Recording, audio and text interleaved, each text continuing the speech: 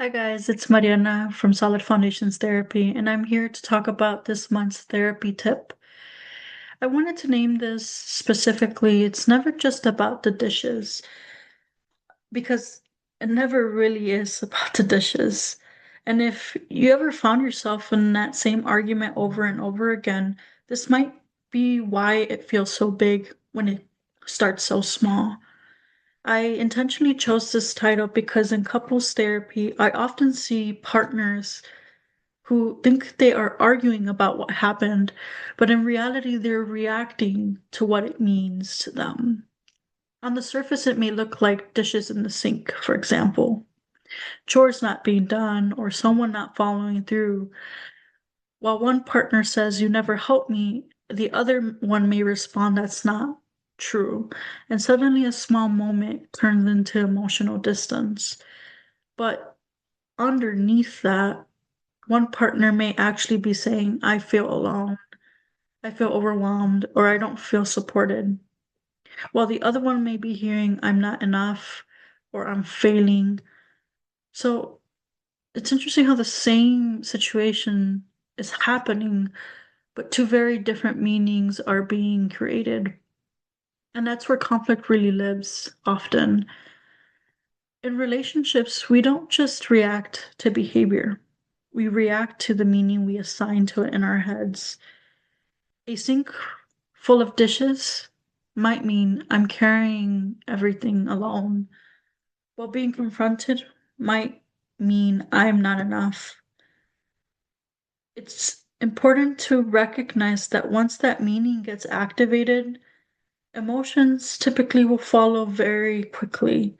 For example, these emotions may look like anger, withdrawal, defensiveness, or shutting down. And couples often will get stuck in that cycle where one partner will pursue and the other one will withdraw. One intervention I use in sessions is slowing couples down and separating what happened from what it meant. I'll ask, what did that moment mean to you? What story did you tell yourself in that moment? I also help clients shift from blame to curiosity, like saying, "When the dishes are left, I start feeling alone. What was happening for you?" Instead of, "You never help." You start to see how that shifts the way that we're approaching.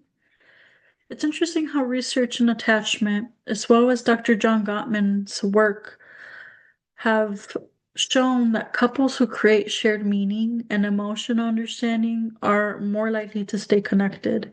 Shared meaning turns you versus me into us versus the cycle. The way that this may show up is often we identify that the feelings are relatively the same. Both partners are feeling the same.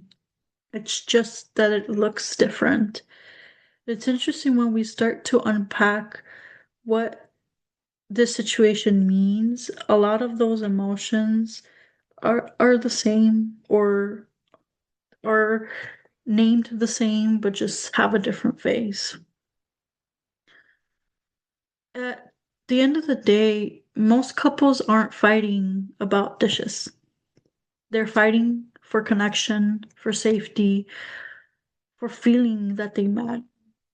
So I invite you that the next time that you find yourself arguing with about the dishes or about anything, I invite you to pause and ask, what is this really about for me? And what might it be about for my partner?